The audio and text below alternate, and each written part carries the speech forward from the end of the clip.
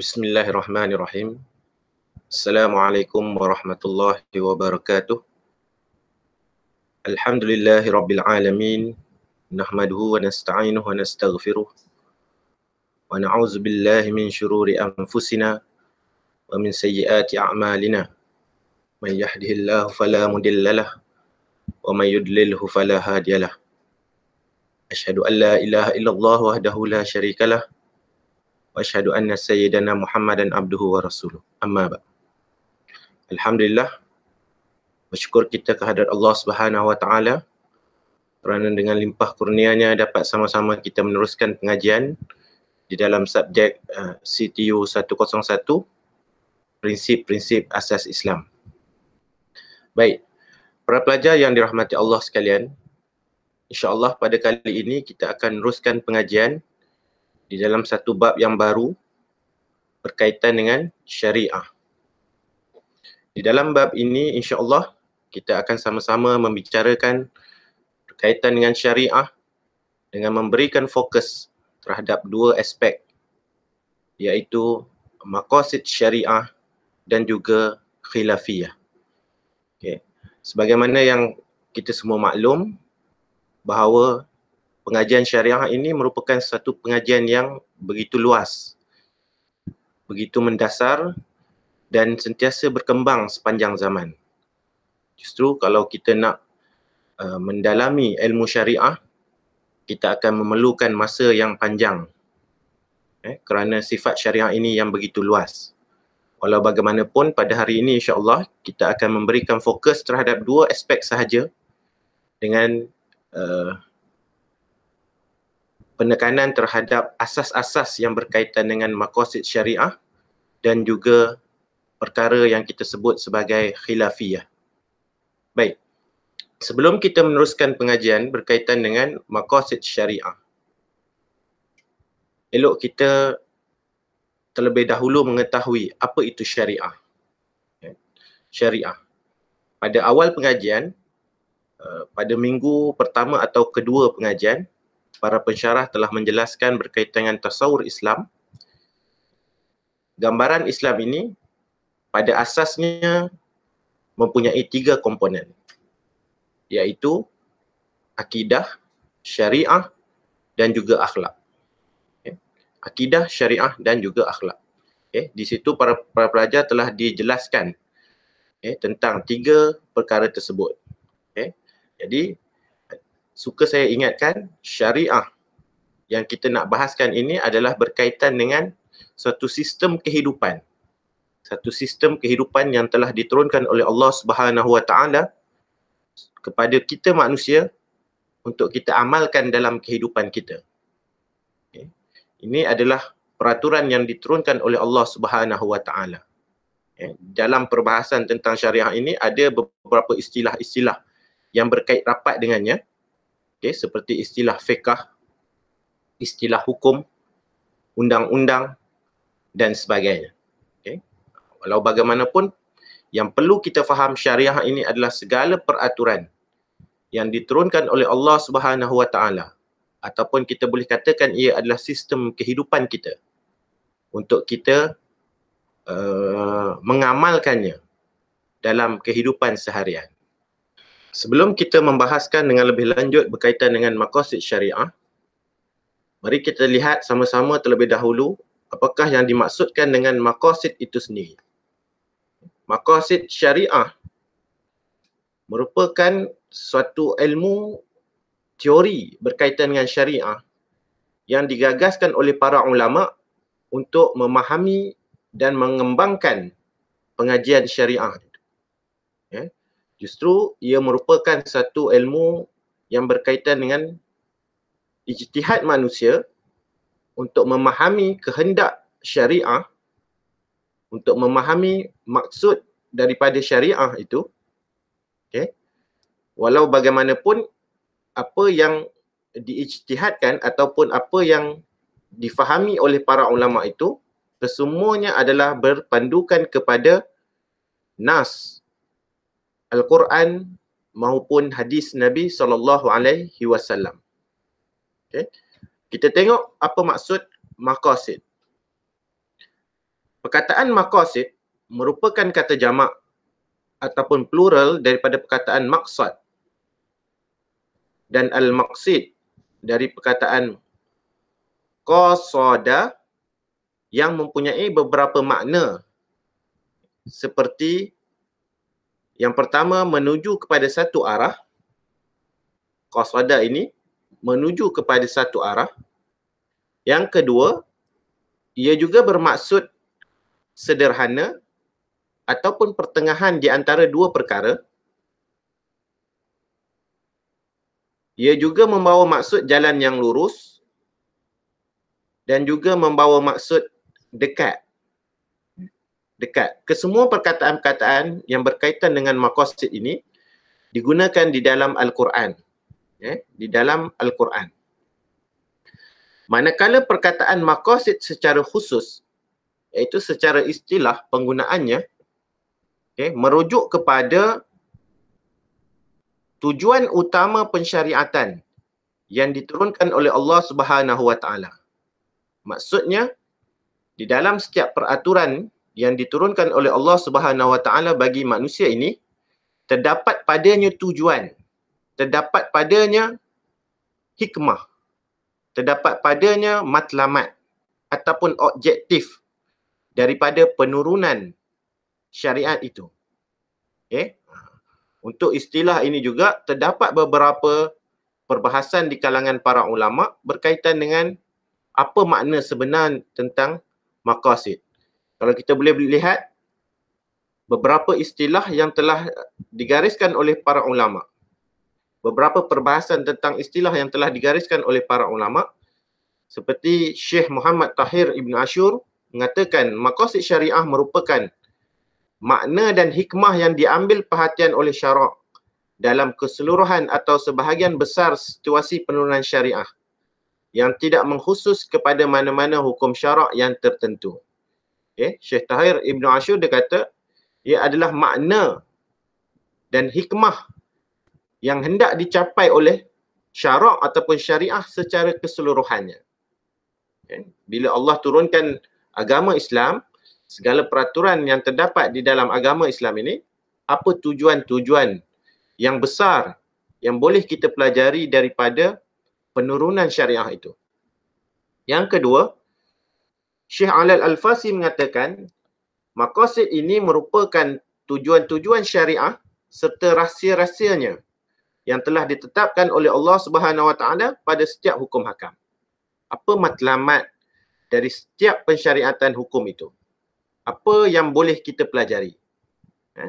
Yang ketiga, Syekh Ahmad Al-Raisuni mengatakan, maqasid syariah merupakan tujuan-tujuan yang telah ditetapkan oleh syariat bagi merealisasikan kemaslahatan manusia.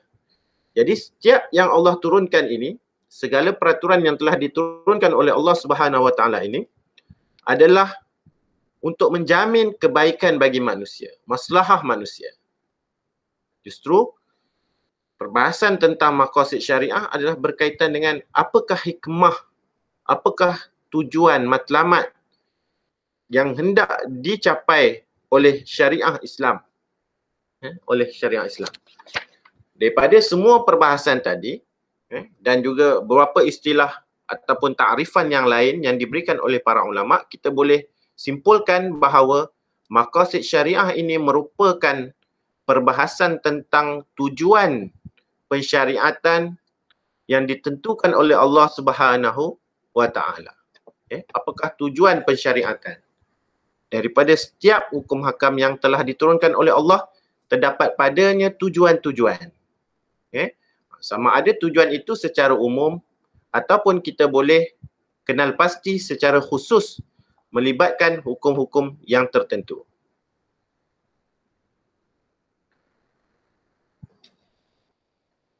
Seterusnya kita boleh lihat pembahagian maqasid syariah.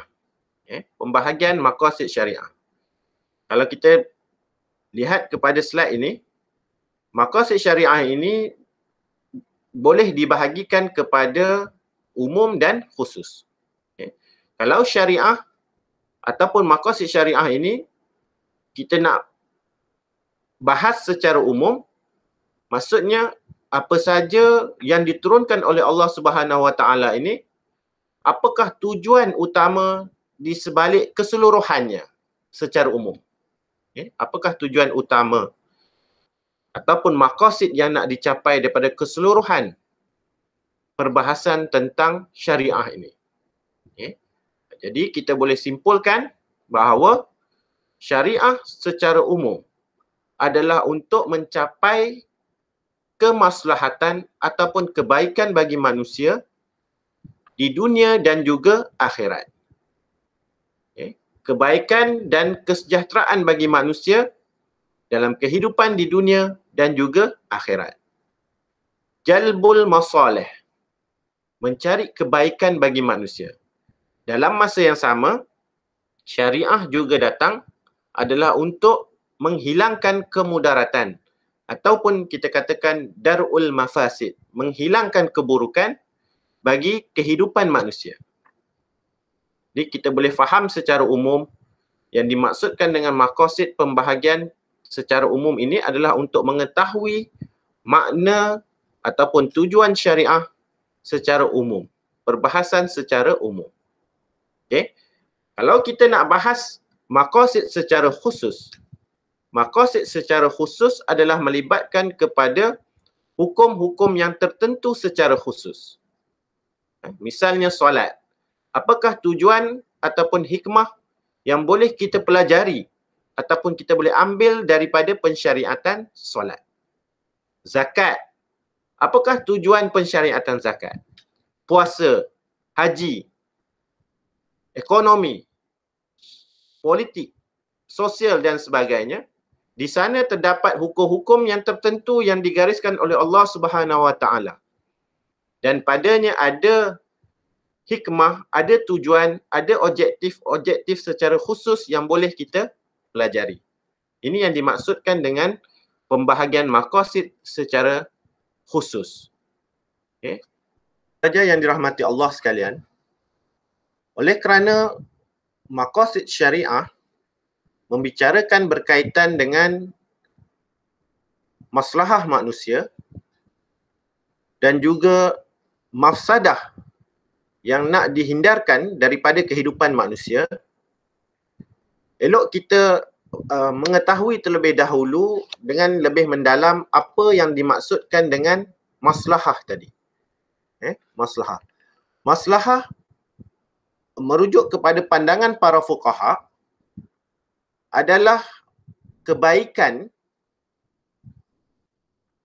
ataupun kenikmatan dan keselesaan hidup baik yang bersifat fizikal, moral, intelektual ataupun spiritual. Maksudnya, maslahah ini adalah segala kebaikan yang meliputi keseluruhan aspek kehidupan manusia, sama ada fizikal maupun spiritual. Maksudnya kalau kita nak katakan ia adalah maslahah, kebaikan, kita tidak boleh menilai hanya dari satu sudut pandangan manusia, tetapi perlu melihat dari keseluruhan aspek. Sama ada perkara tersebut baik dari segi pandangan manusia maupun dari segi perspektif agama. Jadi keseluruhan perlu dilihat. Bukan hanya melihat kepada satu aspek semata-mata. Begitu juga dengan apa yang dimaksudkan dengan mafsadah. Mafsadah adalah keburukan. Keburukan yang menyakitkan dan menyiksa. Sama ada ia bersifat fizikal, moral, intelektual ataupun spiritual. Dia mendatangkan keburukan bagi manusia yang dilihat secara menyeluruh dalam aspek kehidupan manusia. Jadi penilaian maqasid, penilaian di antara maslahah dan mafsadah ini adalah melihat kepada segala aspek yang bersangkutan dengan kehidupan manusia dan juga panduan yang diberikan oleh agama. Justru elemen yang terdapat di dalam maqasid syariah, elemen yang terdapat dalam maqasid syariah apabila nak membicarakan tentang maslahah tadi, kebaikan yang nak dibawa oleh syariah tadi, dia ada tingkatan-tingkatannya. Okay. Dia ada tahap-tahapnya. Tahap-tahap ini perlu difahami dengan mendalam supaya kita dapat mengetahui tujuan sebenar pensyariatan ataupun apa yang dimaksudkan daripada segala peraturan yang diturunkan oleh Allah Subhanahu wa Ta'ala. Jadi para ulama secara umumnya telah membahagikan maqasid syariah ini kepada 3 elemen. Kebaikan yang nak dicapai oleh manusia ini, kebaikan yang nak dicapai bagi kehidupan manusia ini dibahagikan kepada 3 elemen yang utama, iaitu daruriyat, hajiat dan tahsiniyat. Apa itu daruriyat? Apa itu hajiat dan tahsiniyat? Daruriyat adalah merujuk kepada segala sesuatu, apa yang diturunkan oleh Allah Subhanahu wa Ta'ala, apa yang dikehendaki, apa yang diperintahkan oleh Allah Subhanahu wa Ta'ala yang mesti ada. Yang mesti ada bagi tujuan menegakkan kemaslahatan agama di dunia. Ini kata Imam Asy-Syatibi. Perkara daruriyat ini adalah perkara yang mesti ada pada diri manusia. Tanpanya kemaslahatan di dunia ini tidak boleh ditegakkan, malah sebaliknya akan musnah. Begitu juga kejayaan dan nikmat di akhirat tidak akan boleh dicapai tanpa perkara-perkara daruriyat ini. Sebaliknya, manusia akan mengalami kerugian apabila tidak mempunyai ataupun tidak mampu mencapai apa yang dikehendaki dalam perkara-perkara daruriyat. Justru daruriyat ini dibahagikan oleh para ulama kepada 5 prinsip-prinsip yang utama. 5 kepentingan-kepentingan, 5 perkara yang sangat-sangat mesti dijaga oleh manusia. Yang pertama agama, yang kedua nyawa, yang ketiga akal, yang keempat maruah, dan yang kelima harta. Secara umumnya, syariah Islamiah ini mempunyai perkara yang sangat penting yang nak dijaga, yang nak dicapai, iaitu menjaga agama manusia, menjaga nyawa manusia, menjaga akal manusia, menjaga maruah manusia, dan juga menjaga harta manusia. Saya akan jelaskan satu persatu. Perkara pertama yang dikategorikan sebagai daruriyat, iaitu perkara yang sangat penting yang nak dijaga dalam kehidupan manusia adalah agama. Menjaga agama merupakan perkara yang paling utama dalam maqasid syariah. Kerana tujuan pensyariatan Islam bagi manusia yang pertama sekali adalah untuk memelihara hubungan kita dengan Allah Subhanahu wa Ta'ala. Mengenal Tuhan yang menciptakan kita, iaitu Allah Subhanahu wa Ta'ala. Justru segala elemen-elemen ataupun ciri-ciri yang bersalahan daripada mengenal Allah ataupun mempertauhidkan Allah, ia dihapuskan dalam agama dan digantikan dengan kefahaman-kefahaman yang sebenar dalam mentauhidkan Allah Subhanahu wa Ta'ala. Justru menjaga agama merupakan perkara yang paling penting dalam kehidupan ataupun yang kita bahaskan di sini yang hendak dicapai dalam pensyariatan Islam. Ataupun dalam bahasa Arab kita namakan sebagai hifzuddin. Hifzu memelihara, ad-din memelihara agama. Jadi kita dapat lihat di sana terdapat banyak sekali peraturan-peraturan yang diturunkan oleh Allah Subhanahu wa Ta'ala supaya kita dapat memelihara agama yang ada pada diri kita. Peraturan seperti solat misalnya.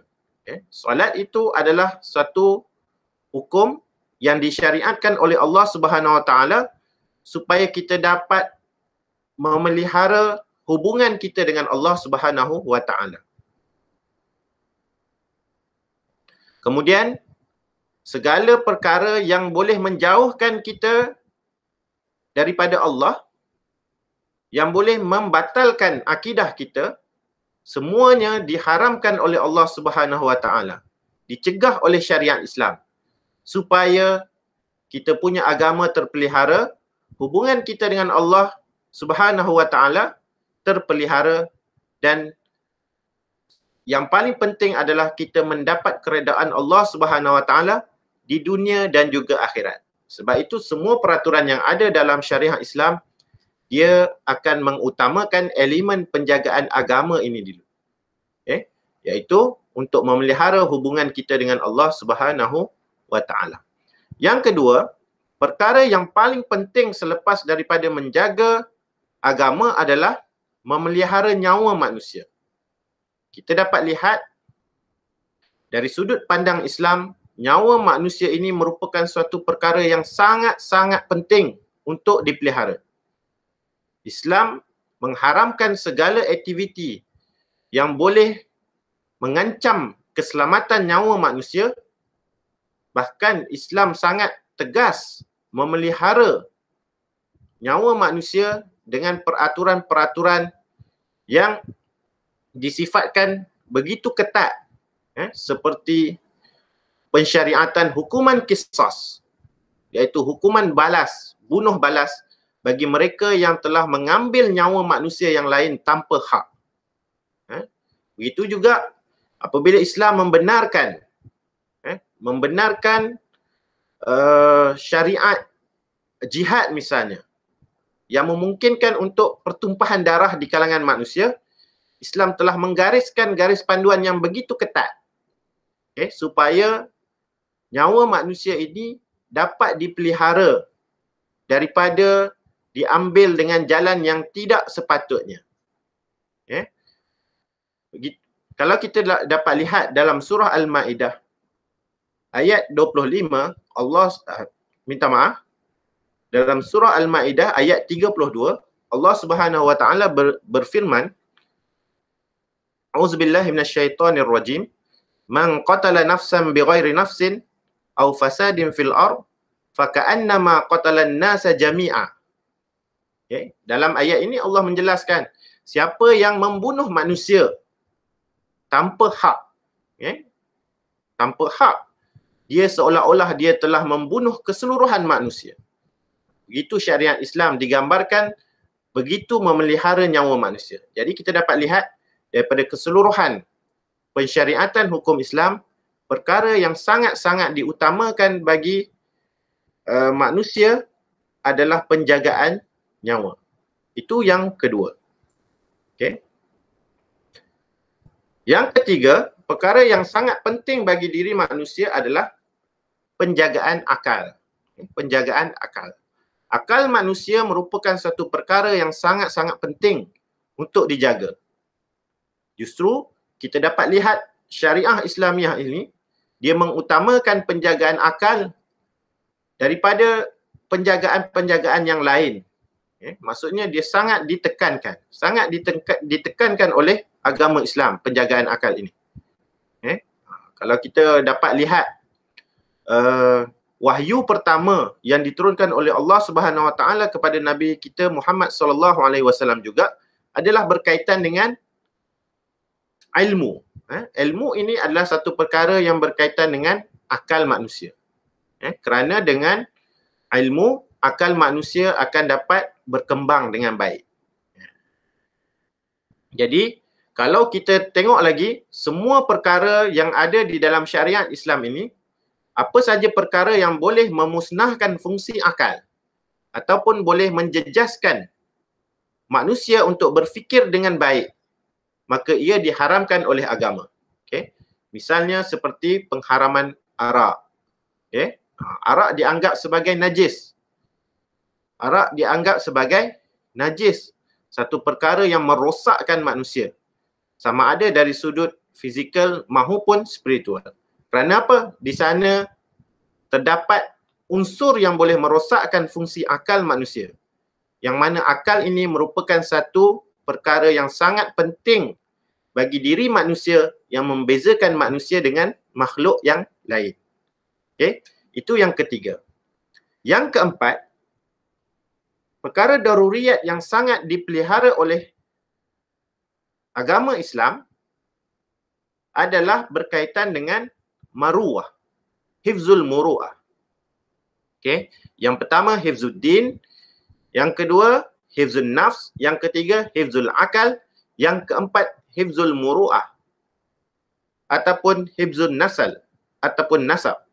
Berkaitan dengan penjagaan maruah keturunan manusia. Maruah keturunan manusia. Jadi kita dapat lihat Islam merupakan sebuah agama yang sangat menjaga maruah manusia. Semua peraturan ataupun syariah yang diturunkan oleh Allah Subhanahu Wa Taala, dia adalah untuk memelihara maruah manusia. Jadi kita dapat lihat di sana terdapat beberapa hukum ataupun pensyariatan yang digariskan oleh Allah Subhanahu Wa Taala supaya kita ikuti agar kita dapat memelihara maruah kita. Seperti pensyariatan nikah misalnya. Nikah itu adalah satu syariat yang bertujuan untuk memelihara maruah manusia. Pensyariatan menjauhi zina misalnya. Wala taqrabuz zina. Satu undang-undang, satu peraturan yang diturunkan oleh Allah Subhanahu Wa Taala agar kita hindari supaya kebaikan bagi diri manusia dapat dicapai, iaitu dapat memelihara maruah dan keturunan manusia.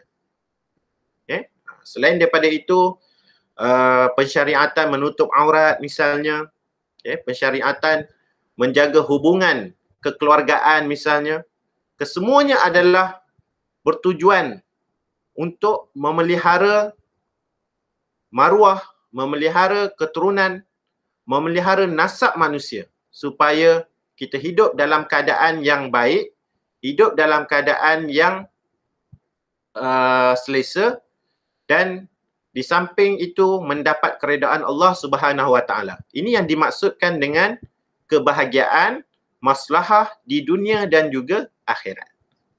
Itu yang bersangkutan dengan maruah. Itu elemen ataupun ciri keempat kepentingan yang terdapat di dalam perkara daruriyat. Yang kelima, Islam mensyariatkan perkara yang bersangkutan dengan memelihara harta manusia. Harta manusia ini dianggap satu perkara yang sangat-sangat penting untuk dipelihara.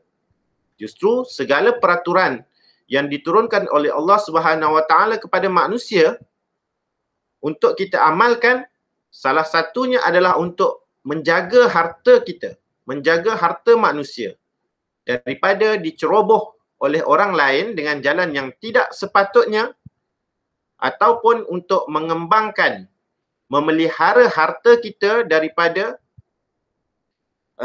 perkara-perkara yang tidak diredai oleh Allah Subhanahu Wa Taala.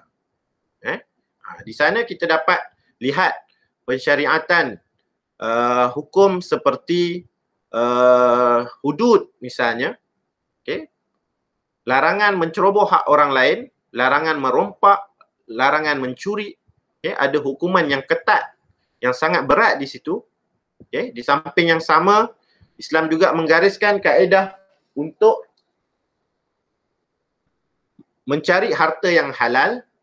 Bagaimana kita perlu mencari harta daripada sumber yang halal, membina kekayaan dengan jalan yang diredai oleh Allah. Samping yang sama, Islam juga mengatur sistem penjagaan harta dengan kaedah kitaran kepada masyarakat, seperti zakat, sedekah, wakaf dan lain-lain. Jadi pensyariatan Islam ini secara umumnya adalah untuk memelihara satu perkara yang sangat-sangat penting bagi diri manusia, iaitu untuk memelihara harta manusia daripada perkara-perkara yang merosakkan diri manusia, di samping yang paling utama adalah untuk mencapai kebaikan bagi manusia di dunia dan juga di akhirat. Itu yang berkaitan dengan 5 perkara penting yang terdapat di dalam penjagaan daruriyat dalam maqasid syariah. Saja yang dirahmati Allah, apa yang saya jelaskan sebentar tadi berkaitan dengan maqasid syariah, elemen-elemen yang terdapat dalam maqasid syariah, khususnya berkaitan 5 prinsip daruriyat ataupun daruriyatil khams yang terdapat dalam maqasid syariah itu adalah perkara asas yang dibincangkan oleh para ulama apabila membicarakan tentang maqasid syariah. Itu secara asasnya begitu. Yang difahami daripada ayat-ayat Al-Quran dan juga sunnah Nabi SAW. Walau bagaimanapun, pada hari ini pengajian maqasid syariah ini telah dikembangkan. Telah diberikan penafsiran-penafsiran yang baru bertepatan dengan perubahan-perubahan semasa yang berlaku di dalam masyarakat. Seperti yang saya jelaskan di awal kuliah tadi, ilmu ini adalah ilmu yang berkaitan dengan ijtihad manusia, iaitu pandangan manusia dari penyelidikan yang mereka lakukan sejak zaman berzaman. Jadi pada hari ini terdapat para ulama yang membincangkan maqasid syariah dengan melihat kepada perkembangan yang berlaku di dalam masyarakat. Misalnya kalau kita katakan penjagaan nyawa. Kalau contoh-contoh klasik yang saya bawakan sebentar tadi adalah berkaitan dengan misalnya qisas, misalnya hukuman bunuh balas, kan? Hukuman bunuh balas itu terdapat di dalam Al-Quran. Kutiba alaikumul qisasa fil qatla. Diwajibkan qisas bagi kes pembunuhan tanpa hak. Itu contoh yang terdapat di dalam perbahasan klasik berkaitan dengan maqasid syariah. Pada hari ini mungkin kita ataupun terdapat para ulama yang membincangkan penjagaan nyawa ini perlu diperluaskan lagi.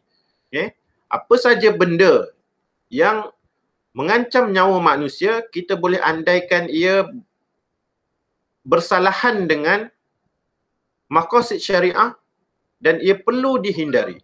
Apa saja perkara yang boleh merosakkan nyawa manusia. Merosakkan nyawa manusia. Apa saja benda yang boleh memelihara nyawa manusia, ia bertepatan dengan maqasid syariah. Di samping dia tidak bersalahan dengan mana-mana hukum Islam atau hukum syariah yang lain, maka ia hendaklah ditekankan. Ia hendaklah ditekankan. Misalnya kalau kita boleh bagi contoh yang terkini, mungkin vaksin misalnya. Vaksin itu adalah satu perkara yang penting pada zaman sekarang untuk memelihara diri kita, keluarga kita daripada serangan penyakit-penyakit yang tertentu. Jadi penting untuk kita mengambil vaksin kerana ia bertepatan dengan maqasid syariah tadi, untuk memelihara sama ada diri kita mahupun keluarga kita ataupun orang lain daripada mudarat yang mungkin datang daripada diri kita. Jadi perbahasan tentang maqasid syariah ini dia berkembang mengikut kepada perkembangan zaman. Mengikut kepada perkembangan zaman. Yang seterusnya kita akan lihat berkaitan dengan elemen yang kedua yang terdapat di dalam maqasid syariah, iaitu elemen hajiat. Elemen hajiat. Apa yang dimaksudkan dengan hajiat? Kalau daruriyat tadi, kita boleh katakan sebagai satu kemestian. Satu benda yang wajib ada dalam kehidupan manusia, yang perlu dipelihara. Sedangkan hajiat ini kita boleh katakan dia sebagai satu keperluan biasa bagi manusia. Keperluan biasa bagi manusia. Kata Imam Asy-Syatibi, tanpa hajat kehidupan manusia menjadi susah, tapi tidaklah sampai kepada tahap kemusnahan. Maksudnya kalau tak ada hajat ni, susah kehidupan manusia menjadi susah, tetapi ia tidak sampai memusnahkan diri manusia. Seperti mana yang terkandung dalam 5 perkara daruriyat tadi. Okay?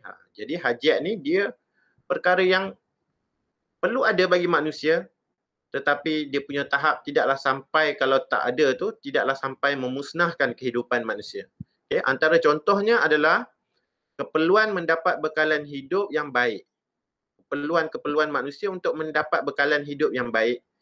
Berurusan antara sesama manusia, kaedah berurusan dengan manusia, menyelesaikan pertikaian yang timbul dari segi muamalat, hubungan sesama manusia ini, dari sudut jual beli, ataupun perkara-perkara lain yang bersangkutan dengan keperluan yang boleh menyebabkan kehidupan manusia bertambah baik. Jadi perkara tersebut adalah perkara tahsiniyat. Minta maaf, perkara hajat. Perkara yang perlu ada pada diri manusia tetapi dia tidak sampai membawa kepada wajib ada. Wajib ada. Yang ketiga adalah perkara tahsiniyat. Tahsiniyat ini kita boleh katakan sebagai keperluan mewah. Keperluan mewah. Ataupun keperluan pelengkap bagi diri manusia untuk keselesaan kehidupan. Keselesaan kehidupan.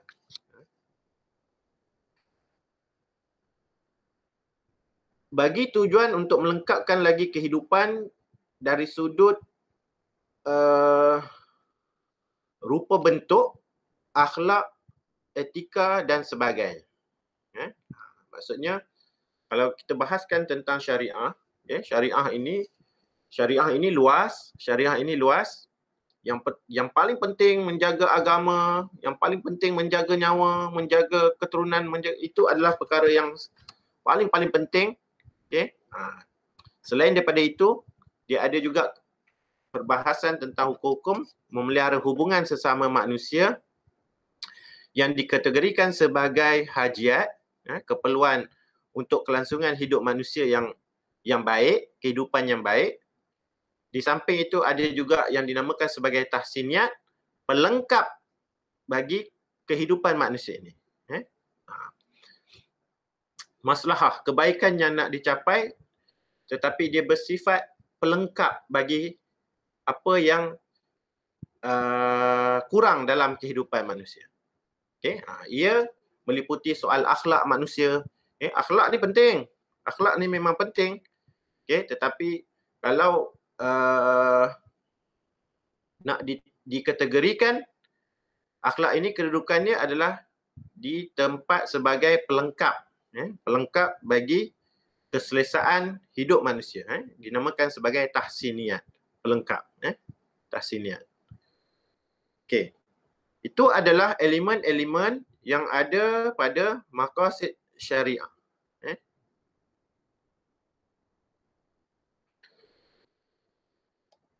Para pelajar yang dirahmati Allah sekalian, sekarang kita masuk kepada perbahasan berkaitan dengan perkara khilafiyah. Perkara khilafiyah. Apa yang dimaksudkan dengan khilafiyah? Sebelum kita memahami dengan lebih lanjut apa yang dimaksudkan dengan khilafiyah, seperti mana yang saya sebutkan di awal kuliah tadi, dalam perbahasan berkaitan dengan syariah, terdapat beberapa istilah yang berkaitan dengan syariah. Yang berkaitan dengan syariah. Antaranya adalah istilah fiqh ataupun fiqh. Fiqh ataupun fiqh ini adalah merujuk kepada al-ilmu bil ahkam syar'iyyah, al-amaliyah, al-muktasabi min adillatiha tafsiliyah. Ia merujuk kepada satu ilmu tentang hukum hakam syarak yang bersifat amali, praktikal, hukum hakam syariah yang bersifat praktikal, yang diambil ataupun yang difahami dengan mendalam oleh para ulama daripada Al-Quran dan Sunnah. Itu adalah fiqh. Berbeza dengan syariah, fiqh ini adalah kefahaman yang mendalam oleh para ulama terhadap syariah tadi. Terhadap dalil-dalil yang terdapat di dalam Al-Quran dan Sunnah. Okey, syariah ini apa saja yang terkandung yang diturunkan oleh Allah Subhanahu Wa Taala dalam Al-Quran dan dijelaskan oleh Nabi SAW di dalam Sunnah. Apa saja yang ada dalam Quran dan Sunnah itu adalah syariah. Okay. Manakala fiqh ini adalah kefahaman para ulama, para ulama sarjana dalam Islam terhadap nas-nas ataupun dalil-dalil syariah yang terdapat dalam Al-Quran dan Sunnah tadi. Jadi di sana terdapat unsur campur tangan akal manusia untuk memahami kehendak, memahami apa yang hukum yang terdapat di dalam dalil-dalil Quran dan Sunnah tadi. Oleh kerana di situ ada campur tangan manusia, maksudnya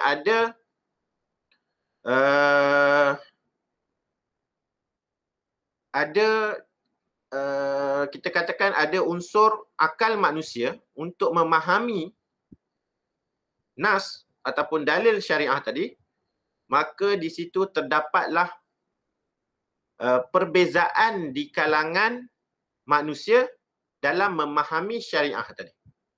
Dalam memahami Al-Quran dan Sunnah. Logik secara logik begitulah.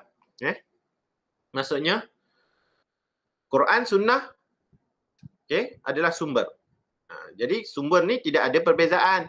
Kerana dia Al-Quran, kalam Allah, Sunnah, apa yang dibawa oleh Nabi Muhammad SAW.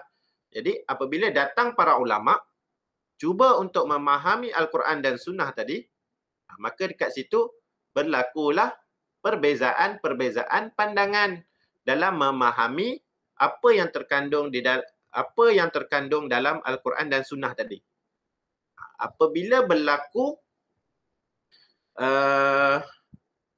kita kata campur tangan, mungkin satu istilah yang kurang sesuai. Maksudnya ada unsur akal manusia untuk memahami. Jadi bila ada unsur manusia dekat situ, maka akan berlakulah perbezaan pandangan. Perbezaan pandangan. Jadi adakah perbezaan pandangan ini diiktiraf oleh Islam ataupun tidak? Diiktiraf oleh Islam ataupun tidak? Jadi inilah perkara yang dibincangkan di dalam topik khilafiyah. Khilafiyah merujuk kepada perbezaan pandangan ataupun perbezaan pendapat para ulama terhadap sesuatu perkara. Terhadap satu perkara. Perkara tersebut adalah perkara yang merujuk kepada Al-Quran dan Sunnah. Jadi bila ada satu benda baru, bila ada satu benda baru yang tidak ada ketetapannya dalam Quran dan Sunnah secara jelas, secara qat'i ataupun secara pasti, tepat, di sana ada unsur ijtihad, unsur pemikiran manusia dengan mendalam untuk memahami apa yang sebenarnya, apa hukum yang sebenarnya yang nak dikatakan dalam Al-Quran dan Sunnah terhadap perkara tersebut. Jadi bila ada pemikiran manusia kat situ, maka berlakulah perbezaan pendapat. Dan perbezaan pendapat ini ataupun kita katakan sebagai khilafiyah ini berlaku pada masalah-masalah furu'.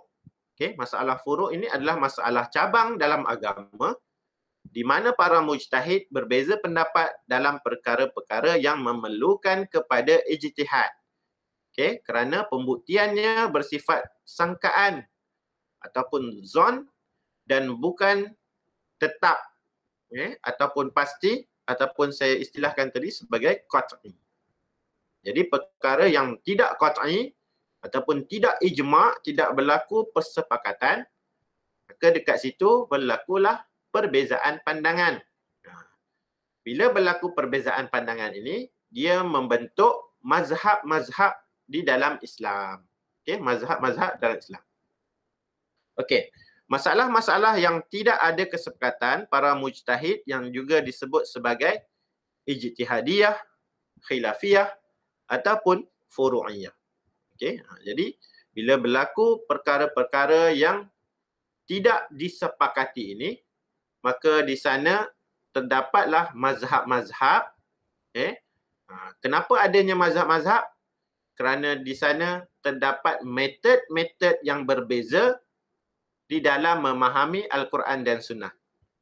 Bila ada metod-metod yang berbeza, jadi dia membentuk satu sistem pemikiran yang dinamakan sebagai mazhab. Mazhab Maliki misalnya. Mazhab Maliki diasaskan oleh Imam Malik bin Anas. Dia ada metod-metod tertentu, kaedah-kaedah yang tertentu yang digariskan oleh Imam Malik bin Anas dan juga pengikut-pengikutnya dalam memahami Al-Quran dan Sunnah. Begitu juga mazhab Asy-Syafi'i. Dikembangkan oleh ataupun diasaskan oleh Muhammad bin Idris Asy-Syafi'i, dan dikembangkan oleh para pengikutnya membentuk mazhab, sekolah pemikiran, satu sistem pemikiran yang dinamakan sebagai mazhab Syafi'i. Jadi mazhab Malik, mazhab Syafi'i, mazhab Hanafi, mazhab Hambali semua ni, dia adalah satu mazhab yang cuba untuk memahami Al-Quran dan Sunnah menggunakan metod yang digariskan oleh para imam ataupun ulama yang besar yang dinamakan sebagai mujtahid. Mujtahid lah. Imam Malik, Imam Syafi'i, Imam Ahmad ibn Hanbal, Imam Abu Hanifah itu digelar sebagai mujtahid. Mereka berijtihad. Ijtihad ni maksudnya berfikir dengan begitu mendalam terhadap sesuatu perkara, dan mereka menggagaskan satu kaedah pemikiran. Metod pemikiran ini dinamakan sebagai mazhab. Jadi mazhab ini saling berbeza pandangan pada perkara-perkara furu', perkara-perkara cabang agama, ranting agama. Dalam perkara-perkara yang bersifat qat'i, yang bersifat usul, yang bersifat asas agama, tidak ada perbezaan mazhab. Tidak ada perbezaan mazhab. Contohnya, solat 5 waktu, itu perkara usul. Allah Tuhan yang satu, itu perkara usul. Nabi Muhammad Rasulullah, itu perkara usul, perkara asas dalam agama. Tidak ada perbezaan pandangan. Solat, kewajipan zakat, puasa dan sebagainya, itu adalah perkara-perkara yang usul, yang asas. Itu tidak ada perbezaan pandangan. Kerana nas yang diturunkan oleh Allah Subhanahu Wa Taala dia bersifat qat'i. Qat'i ini maksudnya bersifat tetap. Dia bersifat jelas. Tidak ada campur tangan akal manusia. Tidak terdedah kepada tafsiran yang berbeza di kalangan manusia. Jadi perkara yang qat'i tadi, dia tidak berbeza pandangan, tapi hanya berbeza pada perkara-perkara furu', perkara cabang sahaja, perkara ranting, perkara-perkara sampingan. Misalnya dalam solat misalnya kan, sunat tak sunat untuk lafazkan usolli, tu perkara-perkara sampingan. Yang wajibnya solat, yang asasnya solat wajib, tapi sampingannya sunat tak sunat. Sunat tak sunat baca usolli misalnya, kan? Di mana letaknya tangan ketika solat? Ketika qiyam tu tangan letak mana? Atas ke, bawah ke, macam mana? Jadi benda tu tersebut adalah perkara-perkara sampingan saja. Jadi benda ini adalah perkara yang lumrah berlaku pada manusia dan dia diiktiraf oleh agama. Dia diiktiraf oleh agama. Kerana apa? Buktinya kita boleh lihat pada zaman Nabi SAW, para sahabat sendiri berbeza pandangan tentang arahan Nabi. Mereka sendiri berbeza pandangan apabila tidak ada petunjuk daripada Al-Quran dan Sunnah secara jelas. Jadi mereka berbeza pandangan. Tapi perbezaan pandangan pada masa itu diselesaikan oleh Nabi SAW. Nabi selesaikan. Nabi masih hidup. Tapi zaman sekarang bila Nabi sudah wafat, maka perbezaan pandangan dia terdedah kepada perbezaan, maksud saya perbezaan pandangan ini dia tidak memungkinkan kepada satu kata putus yang boleh ditentukan secara jelas, secara jelas mana satu pihak yang paling benar, mana satu pihak yang salah. Selagi mana dia mengikut kaedah ataupun metod yang digariskan oleh para ulama dalam memahami Al-Quran dan Sunnah ini, maka ia boleh diiktiraf sebagai perkara yang bersifat ijtihad dan perlu dihormati, walaupun sebahagian orang tidak menerimanya sebagai satu perkara yang betul di sisi mereka. Jadi ini praktikal yang terdapat di dalam ajaran Islam. Perbezaan pandangan ini sentiasa wujud. Nanti kita akan lihat kenapa boleh berlaku perbezaan pandangan dalam perkara-perkara furu'iyah yang terdapat di dalam syariah Islam. Okey. Faktor-faktor khilaf. Faktor-faktor khilaf. Maksudnya faktor perbezaan pandangan. Yang pertamanya perbezaan daya intelektual. Okay. Daya intelektual manusia ini berbeza di antara satu sama lain. Kalau kita bincangkan dari sudut mazhab, dari sudut mazhab, imam-imam ini mempunyai daya intelektual yang berbeza antara satu sama lain. Mempunyai daya intelektual yang berbeza di antara satu sama lain, yang memungkinkan mereka melihat nas agama ini dari sudut yang berbeza. Dari sudut yang berbeza antara satu sama lain. Dalam kehidupan kita seharian pun, kita ada pandangan-pandangan yang berbeza dengan orang lain. Tentang sesuatu perkara yang sama. Tetapi kita berbeza pandangan tentangnya kerana intelek kita berbeza dengan daya intelek yang ada pada orang lain. Yang kedua, khilaf juga berlaku, perbezaan pandangan juga berlaku kerana luas dan sempitnya ilmu. Luas dan sempitnya ilmu. Selain daripada daya kita berfikir, melihat juga kepada ilmu yang ada pada diri seseorang. Kalau kita mempunyai ilmu yang luas, mungkin kita punya pandangan terhadap sesuatu perkara itu berbeza dengan orang lain yang tidak mempunyai ilmu terhadap perkara tersebut. Jadi, dia memungkinkan berlakunya perbezaan pandangan. Itu perkara yang lumrah dalam kehidupan manusia. Yang ketiga, perbezaan pendapat juga berlaku pada periwayatan hadis. Ini merujuk kepada penerimaan hadis pada zaman awal Islam itu, penyusunan, zaman pembinaan mazhab itu, terdapat banyak hadis yang diriwayatkan oleh para ulama-ulama dalam bidang hadis. Dan ulama-ulama ini sebahagiannya juga adalah pendukung-pendukung mazhab fiqh, mazhab fiqh. Jadi mereka ini berlaku perbezaan pandangan mereka terhadap sesuatu riwayat hadis. Tingkatan-tingkatan dan penerimaan terhadap hadis-hadis yang menjadi sumber bagi Islam ini, mereka berlaku perbezaan pandangan. Mereka berbeza pandangan terhadap hadis tersebut. Jadi bila berbeza pandangan tentang hadis, maka dia akan melahirkan hukum-hukum yang berbeza. Berpandukan kepada apa yang dia pegang, apa sumber yang dia ada. Kemudian juga berlaku perbezaan pada penilaian kandungan hadis. Kandungan. Selain daripada menerima atau tidak hadis tersebut, taraf dia bagaimana, kedudukan untuk hujahnya bagaimana, mereka juga berbeza pandangan tentang maksud hadis. Apa yang dimaksudkan dengan sesuatu perkara yang terkandung di dalam hadis tersebut. Jadi berbeza pandangan. Dilihat kepada dia punya, berbalik kepada luas dan sempitnya ilmu tadilah, ataupun daya intelektual tadi, ataupun dari mana sumber, daripada mana sumber dia dapatkan hadis tersebut, siapa guru dia, bagaimana pentafsiran guru sebelum itu terhadap perkara tersebut. Jadi ia memungkinkan berlaku perbezaan pandangan di kalangan para sarjana Islam.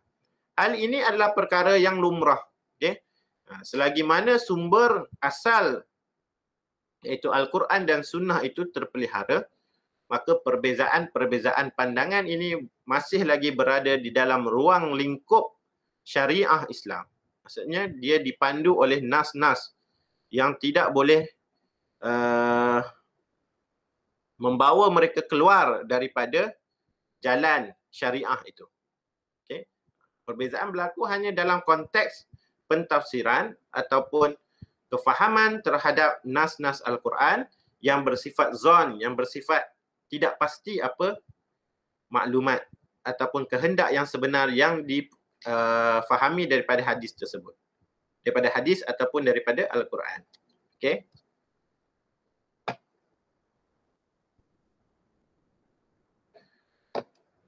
Banyak lagi faktor-faktor khilaf ini, perbezaan pandangan ini banyak lagi. Okay. Kalau kita lihat dari sudut mazhab dalam Islam ni, perbezaan-perbezaan ini berlaku, asasnya begini, kemudian dia membentuk satu sistem pemikiran, metod-metod yang tertentu yang digariskan di dalam ilmu usul fiqh, dalam setiap mazhab. Jadi bila sumber ataupun kaedah dia memahami sesuatu nas itu berbeza, hasil yang lahir daripada ijtihad mereka itu juga berbeza.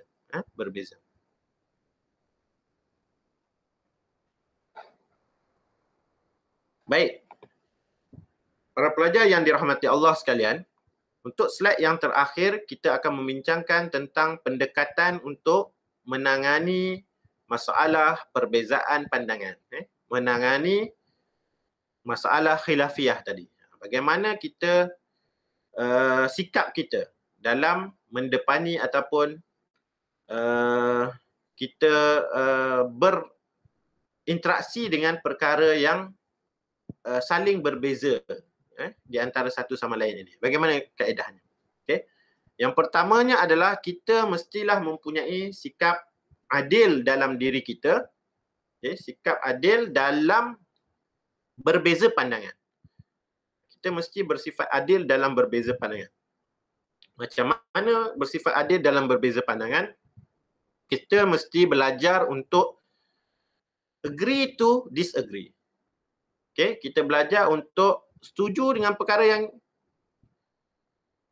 kita bersetuju untuk tidak bersetuju. Setuju untuk tidak bersetuju. Maksudnya kita menghormati pandangan orang lain. Menghormati pandangan orang lain kerana orang lain juga mempunyai kaedah ataupun disiplin ilmu yang tertentu sebelum dia memahami perkara tersebut. Kita mempunyai kaedah yang lain, dia mempunyai kaedah yang lain. Jadi di sana ada perbezaan kaedah, perbezaan metod. Jadi menghasilkan pemikiran, menghasilkan tindakan, menghasilkan kefahaman yang berbeza. Jadi kita mesti adil. Kalau kita tak setuju, kita katakan kita punya pandangan kita bagi diri kita betul. Pandangan orang lain itu bagi diri kita salah. Tapi kita kata di sana mungkin ada kebenaran. Di sana mungkin ada kebenaran. Pandangan kita betul, kemungkinan ada kesalahan. Itu sifat yang perlu ada pada diri seseorang dalam berbeza pandangan. Dia tidak boleh terlalu taksub ataupun menganggap hanya pandangan dia saja yang betul. Sampai dia tidak boleh menerima apa saja yang berbeza dengan diri dia. Jadi kita mestilah mempunyai sifat jangan mudah menghukum sesuatu perkara. Kita mesti bersifat adil. Kita mesti bersifat adil dalam berbeza pandangan. Yang kedua, kita boleh berkolaborasi. Kita boleh berbincang, kita boleh mencari titik persamaan di antara kita dengan orang yang berbeza pandangan. Kalau dalam konteks mazhab, di kalangan mazhab-mazhab utama, mazhab muktabar yang diiktiraf oleh Islam ini, dia ada titik-titik persamaan. Okay? Apabila kita berinteraksi dengan mereka, kita cari titik persamaan. Kita jangan cari titik perbalahan. Jangan dibesar-besarkan perkara-perkara yang boleh melebarkan jurang di kalangan kita.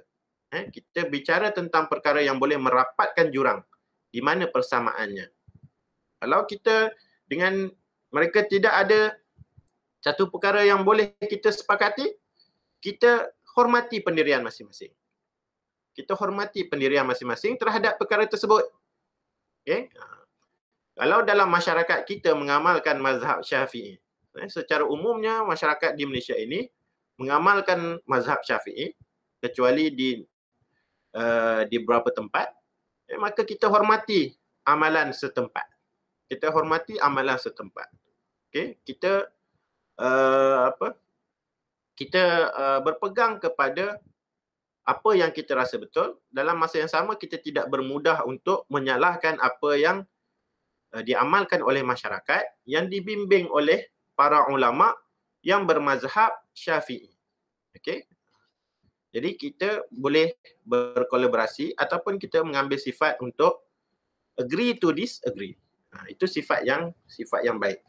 Okey, yang ketiga, kita juga boleh mengamalkan dialog, dialog dengan cara yang baik.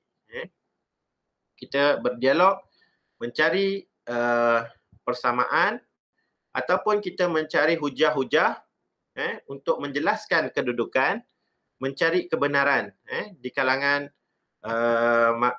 pandangan-pandangan yang berbeza. Dalam kita berdialog ini, kita mestilah menjaga adab.